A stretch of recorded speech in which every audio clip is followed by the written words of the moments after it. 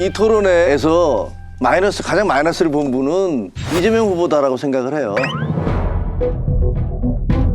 기대치가 일단 너무 높았고, 그다음에 그동안에 이재명 후보가 본인이 정책이라든가 혹은 그 주변의 도덕성이라든가 이런 부분에서 공격당할 일들이 너무 많이 발생했어요. 빨리빨리.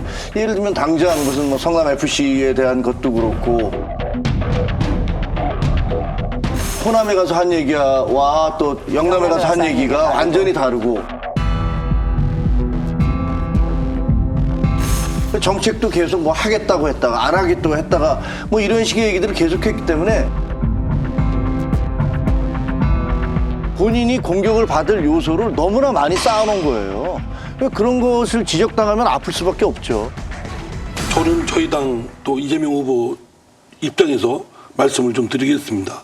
이재명 후보는 지금 문재인 정부의 공과 과를 승계를 하는 입장입니다.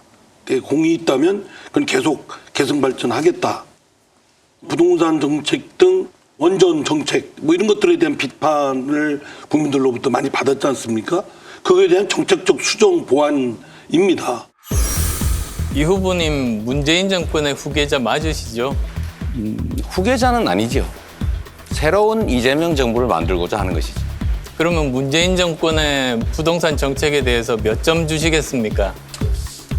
점수를 숫자로 먹이기는 어려운데 매우 잘못된 부족한 정책이었다. 그래서 저희가 여러 차례 사과드렸습니다.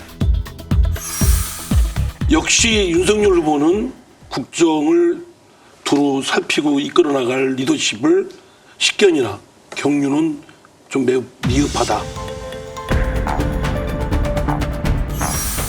혹시 윤 후보님께서 청약 점수 만점이 몇 점인지 아십니까? 40점으로 알고 있습니다. 예, 84점인데요. 84점에. 예. 네. 그럼 혹시 저 윤 후보님께서 작년에 서울 지역 청약 커트라인이 어느 정도인지 혹시 아시는지요? 글쎄 뭐 거의 만점에 거의 다 돼야. 62.6점입니다, 사실. 이 R200에 대해서는 어떻게 대응하실 생각입니까? 네. R200에 대해서는. 다시 한번 말씀해 주시죠. R200. R200이 뭐죠? 그러니까 이게 탄소 재생에너지 중립이라든가. 100%. 재생에너지 100% EU 텍소노미라고 하는 새로운 제도가 논의되고 있는데 아니 EU 뭐란 건 저는 막 들어본 적이 없으니까 좀 가르쳐 주시죠. 그러면 제가 설명해서 말씀드릴게요.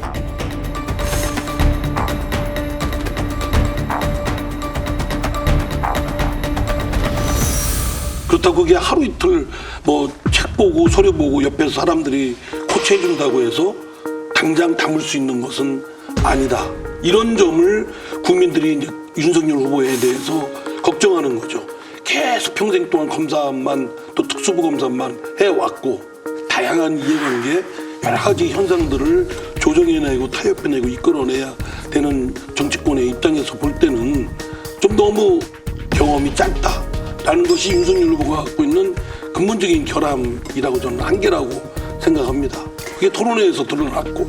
근데 토론회에서 그 이재명 후보는 뭐 고민이 많으실 거라고 생각을 해요. 이번에 드러났지만. 윤석열 후보도 많죠. 아니 왜냐하면 지금 의원님 말씀하신 대로 문재인 정부의 성과는 계승하고 잘못된 것은 고쳐나가겠다고 하는데 성과가 없잖아요. 왜 없습니까? 아니 지금까지 예를 들어서 성과라고 내세울 수 있는 것은 뭐 남북 관계가 평화적이었다고 얘기하지만 전쟁 위기에서 전쟁을 막고 벽두부터 7발이나 미사일을 쏴대고 있는데 그렇다고 무슨 전쟁이라는 남북 건 관계가 아니잖아요. 개선이 돼요. 아니, 뭐 그럼 벌써 일자리, 전쟁이 경제 났습니까? 뭐 하나 제대로 된 게 없기 때문에 이재명 후보는 고민이 있을 거다. 이재명 후보가 지금 말씀하신 대로 오랫동안 지사도 하고 시장도 하고 그런 행정 경험이 있어서 국가의 미래에 대해서 내놓을 수 있는 그런 그랜드 비전 그런 걸 내놨느냐. 예를 들면 연금 문제 어떻게 할 거고 일자리 문제 어떻게 하고 뭐 이런 것들에 대해서 하나도 얘기하는 게 없잖아요.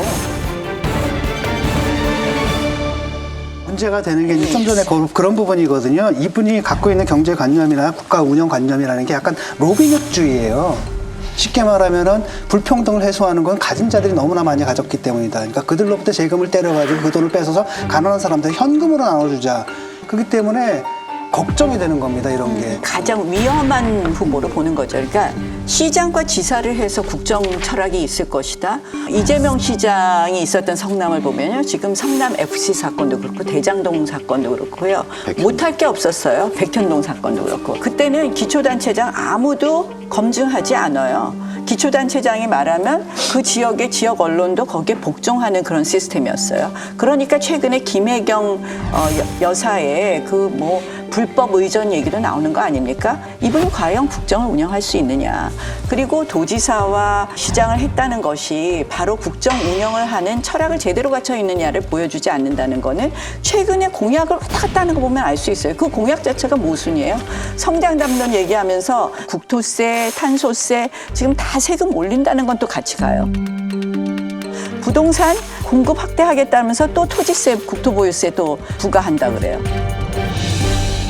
저는 윤 후보에 대해서 국정 철학이 없다고 하는데요. 저는 윤 후보 물론 맞아요. 검찰총장밖에 하지 않았습니다. 근데 제가 보기에는 그 국정을 운영하는 거는 우리가 머리는 빌려올 수 있어요. 그런데 기본적으로 리더가 어떤 철학과 비전을 갖느냐는 본인이 쭉 그동안의 성장 과정에서 그런 것에 대해서 고민을 했었느냐 없었느냐의 문제라고 생각을 하고요. 그런 부분에 있어서 윤 후보가 지금 보여주는 모습은 충분히 그것을 해나갈 수 있다.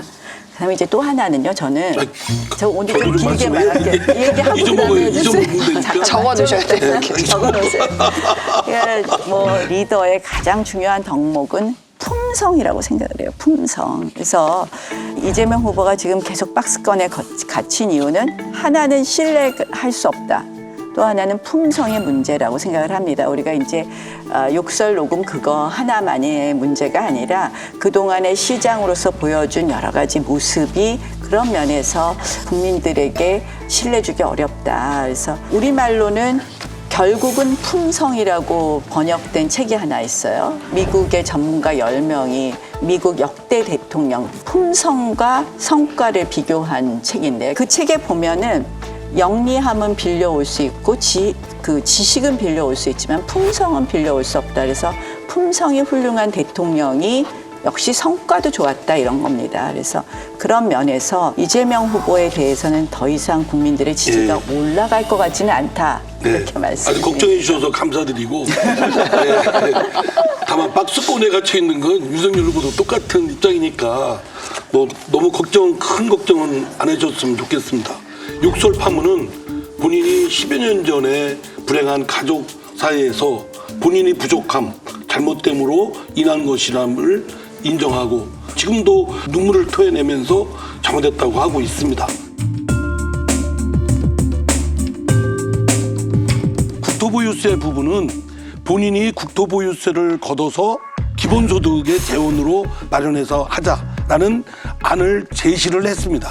그러나 공약으로 한 건 아니고요. 국민들의 공감대를 구축하는 데 어려움이 있다. 따라서 국토보유세라는 증세 차원을 하기에는 너무나 현실적으로 어렵다라고 해서 공약으로 안 했습니다. 어쨌든 이재명 후보가 여기저기에서 그런 비판을 받은 이후에는 아주 그 부분에 대해서는 굉장히 조심을 하고 있습니다. 그래서 우리 후보가 이래서 대통령 돼야 된다라고 하는 쪽으로 좀 패러다임을 서로 좀 바꿨으면 좋겠어요. 지금 양쪽이 자기 후보가 대통령 돼야 되는 이유는 하나도 얘기를 안 해요. 아마 스스로 각각 부끄러워하고 있는 거예요. 맞아요. 예, 상대 후보에 대해서 흠을 놓고 막 침소봉대 하거든요. 이렇게 하는 건 조금 이제 정치권에 있는 분들은 좀 지양을 해야 된다고 생각합니다. 그러니까 아직은 저는 모른다고 보거든요. 왜냐하면 저는 그 국민의힘한테 조금 경고를 좀 하는데 그 심상치가 않아요. 제 불길한 예감 항상 맞습니다. 최근에 윤캠의 행보가 너무 우경화돼 있거든요. 옛날에 그 윤석열을 지지했던 사람, 그러니까 제 패친들이 대부분 그런 사람들이에요. 이정 저당 하나도 지지하지 않는 사람들이거든요. 상당 부분 윤석열이 기대어 있다가 딱 실망을 한 다음부터는 윤석열을 편드는 발언들이 싹 사라졌어요. 근데 최근에 들어와서 윤석열을 비판하는 발언들이 늘어나고 있단 말이죠.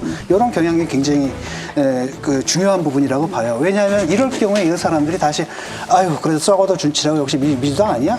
라고 돌아갈 수도 있는 상태거든요. 그래서 그 점을 좀 미리 말씀드리고요. 그럼에도 불구하고 사실은 이제 대통령 되지만 우리나라에 시스템이 있다 하지만 결국 대통령 혼자 하는 것은 아니고 대통령과 그 주변에 누가 하느냐겠죠. 근데 이제 저희도 많이 반성해야 된다고 생각합니다.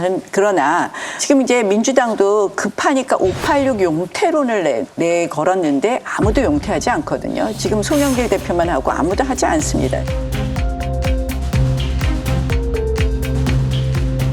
근데 해도 민주당의 본질은 586이에요. 586이 없으면 껍데기입니다, 사실은. 문재인 정부가 만들어낸 여러 가지 정책은 이념 정책이었고 그들이 펼치는 여러 가지 행태가 내로남불이라고 본 그 공정하지 않고 정의롭지 않은 과정들 그리고 결과들이었다는 거거든요. 그래서 저는 사실 다음 정부가 할 일이 많다고 보는 거예요. 왜냐하면 지금 헝클어진 게 너무 많아요.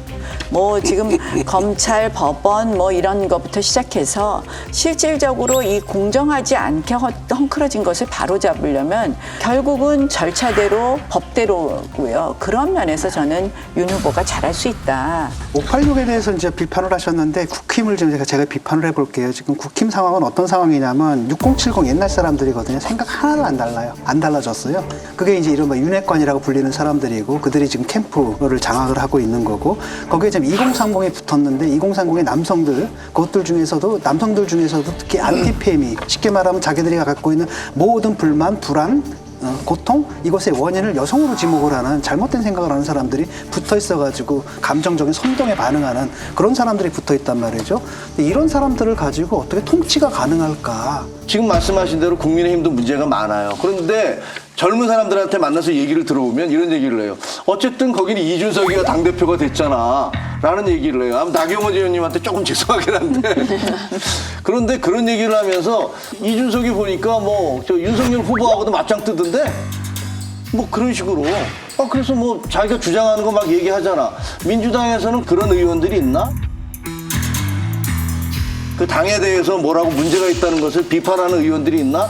했다가 댓글에 뭐라는 분들이 일제히 무슨 저 댓글 한번 하니까 그냥 다 사과하고 죄송하다 그러고 그냥 들어가 버렸어요. 그러니까 지금 민주당에서 얘기하는 뭐 초선들의 무슨 개혁, 586 용태? 586이 무슨 용태를 해요? 제가 보기에 송영길 대표는 어차피 선거 끝나서 패배하면 당대표 그만둬야 되는 거니까 뭐 출마할 수도 없는 거고. 만약에 선거에서 이기면 그다음에 뭐 저 차기 대선을 위해서 무슨 총리를 달라고 하든지 뭘 하겠죠. 그러니까 본인 하나 뭐 용퇴하는 것처럼 얘기하는 것은 제가 보기엔 그냥 눈 가리고 아웅인 거고 그다음에 다른 사람 586들 거기서 용퇴한 사람 누가 있어요?